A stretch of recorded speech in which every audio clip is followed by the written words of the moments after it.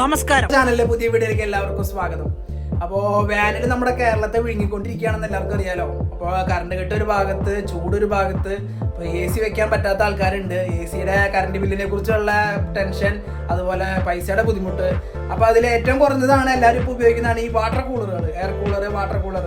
അത്രയ്ക്കൊരു സുഖം air water കൂളറിന് ഇല്ലെങ്കിലും, തണുപ്പൊന്നും ഇല്ലെങ്കിലും നമ്മുടെ സാധാ ഫാൻ വെച്ച് നോക്കുമ്പോൾ അതിനൊരു സാറ്റിസ്ഫാക്ഷൻ തന്നെയുണ്ട്.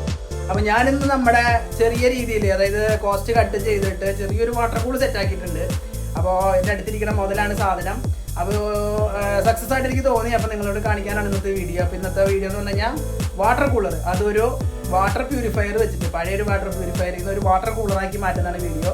അപ്പോൾ വീഡിയോ നമ്മുടെ ചാനൽ ആദ്യമായിട്ട് കാണുന്നവർ സബ്സ്ക്രൈബ് ചെയ്യാനും, അതുപോലെ വീഡിയോ ഇഷ്ടപ്പെടുകയാണെങ്കിൽ ലൈക്ക് അടിക്കാനും ഷെയർ ചെയ്യാനും മറക്കരുത്. അപ്പോൾ നേരെ നമുക്ക് കൂളർ ഉണ്ടാക്കുന്ന വീട്ടിലേക്ക് പോയാലോ. ഓക്കെ, അപ്പോൾ നമുക്ക് സ്റ്റാർട്ട് ചെയ്യാം. അപ്പോൾ ഇതാണ് ഞാൻ പറഞ്ഞ ഐറ്റം, നമ്മുടെ പ്യൂരിറ്റി കമ്പനിയുടെ വാട്ടർ പ്യൂരിഫയർ ആണ്. ഇത് ഓട്ടോമാറ്റിക് ഒന്നല്ല, മാനുവൽ പ്യൂരിഫയർ ആണ്. അപ്പോൾ അതിലേക്കാണ് നമ്മളിത് ഈ ഫാൻ ഉപയോഗിച്ചിട്ടാണ് നമ്മൾ കൂളർ സെറ്റ് ആക്കാൻ പോകുന്നത്. ഇത് 230 വോൾട്ട് KSEB ഡയറക്റ്റ് വോൾട്ടിൽ പ്രവർത്തിക്കുന്ന ഒരു ഫാനാണ് കേട്ടോ. അത്യാവശ്യം നല്ല കാറ്റുണ്ട്, നമ്മുടെ ഇലക്ട്രോണിക് എക്യുപ്മെൻറ്റ്സിലൊക്കെ യൂസ് ചെയ്യണതാണ്. അതുപോലെ തന്നെ വെള്ളം പമ്പ് ചെയ്യാനായിട്ട് നമ്മളൊരു പമ്പ് യൂസ് ചെയ്യുന്നുണ്ട്. ഇതും നമുക്ക് ഡയറക്റ്റ് AC-ലേക്ക് സപ്ലൈ കൊടുക്കാൻ പറ്റും. അപ്പോൾ നമുക്ക് ഫസ്റ്റ് തന്നെ നോക്കാം. ഇതൊരു 3 പീസായിട്ടാണ് അടുക്ക് വരുന്നത്. അപ്പോൾ ഇതിൻ്റെ ഫിൽറ്ററിങ്ങും കാര്യങ്ങളൊക്കെ ഒരുപാടുണ്ട്. അപ്പോൾ അതിൻ്റെ ഉള്ളിലത്തെ ഫിൽറ്ററൊക്കെ ഞാൻ റിമൂവ് ചെയ്തിട്ടുണ്ട്. ഇതിങ്ങനെ നമുക്ക് മുകളിൽ വെള്ളം ഒഴിച്ച് കഴിഞ്ഞാൽ താഴത്തേക്ക് പതിയെ ഊറി ഫിൽറ്റർ ചെയ്ത് വരുന്നൊരു മെക്കാനിസമാണ് ഈ സംഭവം. അപ്പോൾ ഫിൽറ്ററുകളൊക്കെ ഉള്ളിലത്തെ ഇൻബിൽട്ട് ഫിൽറ്ററൊക്കെ എടുത്ത് മാറ്റിയിട്ടുണ്ട്. നമുക്ക് ആകെ ഈ ബോഡിയും ഈ കവറൊക്കെയാണ് ആവശ്യമുള്ളത്.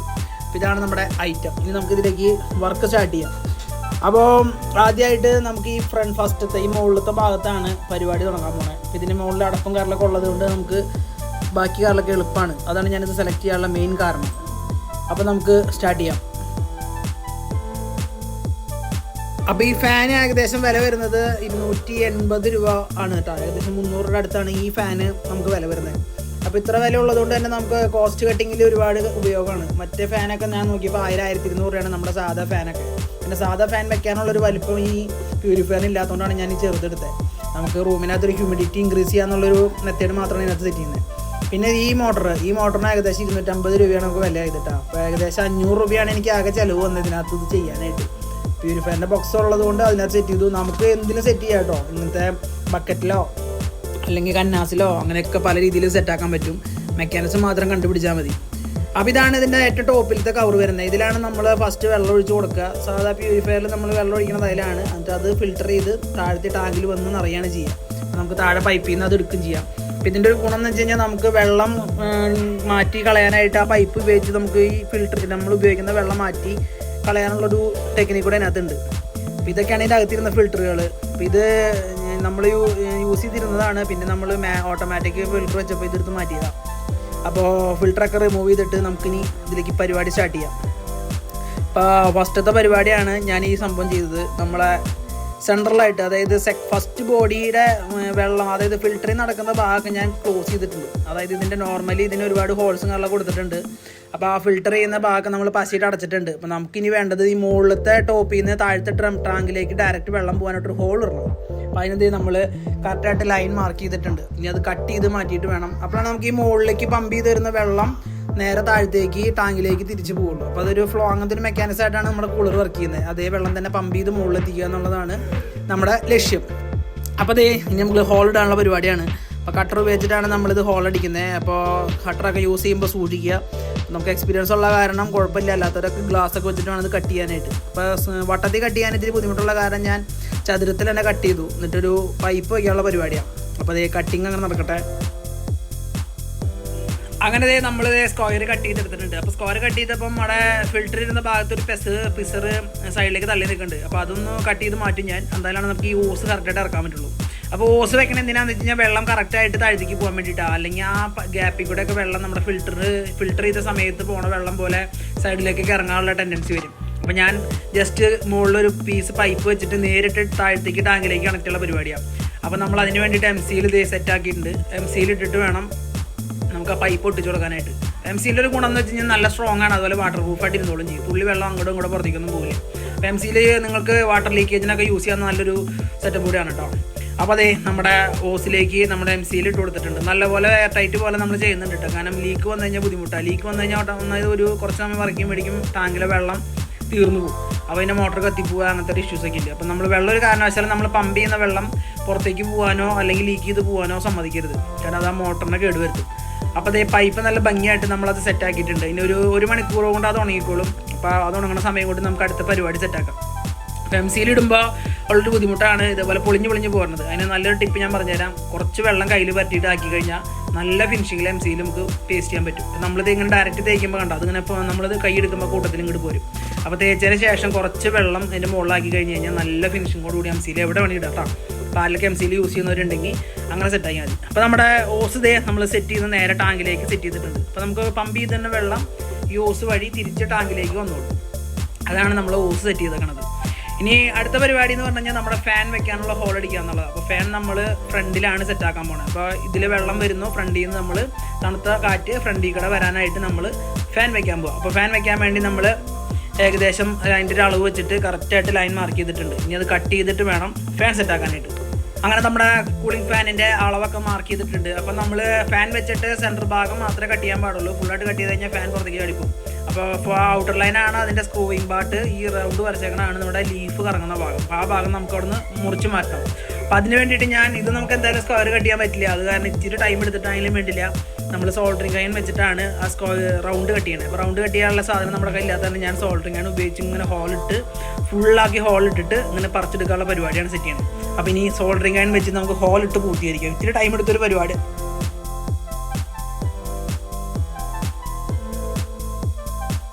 അങ്ങനെ നമ്മുടെ ഫാൻ്റെ കറക്റ്റ് റൗണ്ടിനനുസരിച്ച് നമ്മൾ ഹോളിട്ട് അവസാനിപ്പിച്ചിട്ടുണ്ട്. ഇനി നമ്മളിതിൻ്റെ അരിഭാഗം കട്ട് ചെയ്ത് മാറ്റി കഴിഞ്ഞാൽ നമുക്ക് കറക്റ്റ് റൗണ്ടിന് ഇങ്ങോട്ട് ആ പീസ് ഇങ്ങോട്ട് എടുത്ത് കളയാനായിട്ട് പറ്റും. അപ്പോൾ നമ്മൾ അതുപോലെ തന്നെ സൈഡ് കട്ട് ചെയ്ത് പീസ് കറക്റ്റായിട്ട് എടുത്തിട്ടുണ്ട്. ഇനി ഇതിലേക്ക് നമ്മുടെ ഫാൻ ഫിക്സ് ചെയ്യാനുള്ള സെറ്റപ്പ് നോക്കാം. അപ്പോൾ അതിന് മുമ്പ് തന്നെയാണ് നമ്മളിനി വെള്ളം മുകളിൽ പമ്പ് ചെയ്യാനായിട്ട് നമ്മളൊരു PVC പൈപ്പ് എടുത്തിട്ടുണ്ട്. അപ്പോൾ ഈ PVC പൈപ്പിൽ നിന്നാണ് നമ്മൾ വെള്ളം താഴത്തേക്ക് ചാടിക്കാനുള്ള പരിപാടി. ഇപ്പോൾ ഈ PVC പൈപ്പിൻ്റെ അടിയിൽ നമ്മൾ നിറച്ച് ഹോൾ ഇടാനാണ് പ്ലാൻ ചെയ്തേക്കണേ. അപ്പോൾ എന്ന് വെച്ചാൽ വെള്ളം പമ്പ് ചെയ്ത് വരുമ്പോൾ നല്ല ഫ്ലോയിൽ ഡാമിൽ നിന്നൊക്കെ ചാടുന്ന പോലെ തന്നെ വെള്ളം മുകളിൽ വന്ന് വീണോളൂ. അതിന് വേണ്ടിയിട്ട് നമ്മളിതേ ഒരു മാർക്കിങ് പോലെ എക്സോലോഡ് വെച്ചിട്ട് കറക്റ്റ് ലൈനായിട്ട് അത് അങ്ങോട്ട് മാറി കഴിഞ്ഞാൽ വെള്ളം അങ്ങോട്ടും ഇങ്ങോട്ടൊക്കെ ചീറ്റും. അപ്പോൾ നമ്മളിത് കറക്റ്റായിട്ട് ഒരു 1 ഇഞ്ച് ഗ്യാപ്പിൽ ഓരോ ഹോൾസ് ഇട്ടിട്ടുണ്ട്. അപ്പോൾ ഹോൾസ് ഇടുമ്പോൾ നമ്മൾ ആദ്യം ചെറിയ ഹോൾസ് ഇടുക. എന്നിട്ട് വെള്ളത്തിൻ്റെ പ്രഷർ അനുസരിച്ച് ഹോളിൻ്റെ വലിപ്പം കൂട്ടുക. തുടക്കത്തിൽ വലിയ ഹോൾ ഇട്ട് കഴിഞ്ഞാൽ ചിലപ്പോൾ വെള്ളം പ്രഷർ ഇല്ലാണ്ട് വരും. പമ്പിൻ്റെ പവർ അനുസരിച്ചായിരിക്കും നമുക്ക് വെള്ളം പമ്പ് ചെയ്ത് വരാൻ. അപ്പോൾ നമ്മൾ ആദ്യം ഞാൻ ചെറിയ ഹോളാണ് ഇടുന്നത്. എന്നിട്ട് ഓണാക്കി നോക്കിയിട്ട് എങ്ങനെയുണ്ടെന്ന് നോക്കാം. ഇനി അടുത്ത പരിപാടിയാണ് ഈ പൈപ്പിലേക്ക് ഹോസ് കണക്ട് ചെയ്യാനുള്ളത്. ഈ ഹോസ് വഴിയാണ് നമ്മൾ മോട്ടറിൽ നിന്ന് വെള്ളം പമ്പ് ചെയ്ത് ഈ പൈപ്പിലേക്ക് എത്തിക്കുക. അപ്പോൾ പൈപ്പിൻ്റെ ഒരു ഭാഗം നമ്മൾ MC ഇട്ടിട്ട് ക്ലോസ് ചെയ്തിട്ടുണ്ട്. ഒരു ഭാഗത്ത് നമ്മൾ ഹോസ് കണക്ട് ചെയ്യും, മറ്റേ തല ക്ലോസ് ചെയ്തിട്ടുണ്ട്. അപ്പോൾ അതിലേക്ക് നമ്മുടെ പൈപ്പ് സെറ്റ് ചെയ്തിട്ട് അത് അവിടെ സീൽ ചെയ്യണം. അവിടെ ഒന്നും ലീക്ക് ഉണ്ടാകാൻ പാടില്ല. കാരണം അതൊക്കെ പുറത്തേക്ക് കിട്ടുന്ന ഭാഗമാണ്. അവിടെ ലീക്ക് വന്നു കഴിഞ്ഞാൽ വെള്ളം പുറത്തേക്ക് പമ്പ് ചെയ്ത് പോകും. അപ്പോൾ നമുക്കിനി അത് സീൽ ചെയ്തിട്ടിട്ട് അടുത്ത പരിപാടി കിടക്കാം. അപ്പോൾ ആ ഹോസ് വഴിയാണ് നമ്മൾ വെള്ളം മുകളിലേക്ക് പമ്പ് ചെയ്ത് കയറ്റണം കേട്ടോ. അപ്പോൾ ഞാൻ ഈ സാധനം സീൽ ചെയ്തത് നമ്മുടെ ഗ്ലൂ ഗൺ വെച്ചിട്ടാണ്. അപ്പോൾ ഗ്ലൂ ഗൺ ആകുമ്പോൾ പെട്ടെന്ന് ഒട്ടിപ്പിടിക്കുന്നു വെച്ചിട്ടാണ് ഞാൻ അത് സെറ്റാക്കിയത്. അപ്പോൾ ഗ്ലൂ ഗൺ ആകുമ്പോൾ നല്ല അതും എയർ ടൈറ്റ് ആയിട്ട് തന്നെ നിന്നോളും. ഇനി നമുക്ക് ഈ ഓസ് പുറത്തേക്ക് എടുക്കണം. ഈ ഓസ് ഉള്ളിലേക്കോട്ട് എടുത്തു കഴിഞ്ഞ് കഴിഞ്ഞാൽ ഓസ് മടങ്ങാനുള്ള ടെൻഡൻസി ഉള്ള കാരണം ഞാൻ ഇതിനെ ഇതേ ഷേപ്പിൽ തന്നെ പുറത്തേക്കിടാണ് എടുക്കണത്. കാരണം അകത്ത് കൂടെ ഹോൾ ചെയ്ത് കയറ്റി കഴിഞ്ഞാൽ ഓസ് മടങ്ങിപ്പോവും. മടങ്ങി കഴിഞ്ഞാൽ വെള്ളം പമ്പ് ചെയ്യാനൊക്കെ ബുദ്ധിമുട്ടായിരിക്കും. അപ്പോൾ അതേ ഓസ് കടത്താൻ വേണ്ടിയിട്ട് ഒരു ഹോള് നമ്മൾ ഇട്ടിട്ടുണ്ട്. അപ്പോൾ ആ ഹോളിൽ കൂടെ നമ്മൾ ഓസ് പുറത്തെടുത്തിട്ട് നമ്മൾ താഴത്തെ ടാങ്കിലേക്ക് കൊടുക്കാനുള്ള പരിപാടിയാണ് സെറ്റാക്കണം. അപ്പോൾ അതേ ഓസ് ഹോളിൽ കൂടെ ഇട്ട് ഇനി പുറത്തേക്ക് എടുക്കാം. അത് കഴിഞ്ഞിട്ട് നമുക്ക് ഈ സാധനം അടിയിൽ കൂടെ വീണ്ടും നമ്മുടെ നേരത്തെ കാണിച്ച പമ്പിലേക്ക് തന്നെ സെറ്റാക്കണം. അപ്പോൾ നമ്മൾ ഒറ്റ ഹോള് വലിപ്പം കറക്റ്റ് ആയില്ല. അപ്പോൾ സോൾഡറിങ് വെച്ചിട്ട് തന്നെയാണ് നമ്മൾ ഹോള് സെറ്റാക്കുന്നത്. കാരണം ഇത്ര വലിയ ഡ്രിൽ ബിറ്റൊന്നും നമ്മുടെ കയ്യിലില്ല. പിന്നെ തുളയ്ക്കാനുള്ള സാധനം ഇല്ലാത്ത കാരണം ഞാൻ ഫുൾ പരിപാടി സോൾഡറിങ് വെച്ചിട്ടാണ് സെറ്റ് ചെയ്യണം. അതുതന്നെ സോൾഡറിങ്ങിൻ്റെ ഒരു ടിപ്പ് തന്നെ പോയി കിട്ടിയിട്ടുണ്ട്. അപ്പോൾ നിങ്ങൾ സോൾഡറിങ്ങാനൊക്കെ യൂസ് ചെയ്യുന്ന ഒരു പ്ലാസ്റ്റിക് യൂസ് ചെയ്യരുത്. പിന്നെ സോൾഡർ ചെയ്യാൻ ഭയങ്കര ബുദ്ധിമുട്ടായിരിക്കും. അങ്ങനെ നമുക്കിനി ഇതിനെ കടത്തി അടുത്ത പരിപാടിയിലേക്ക് കിടക്കാം.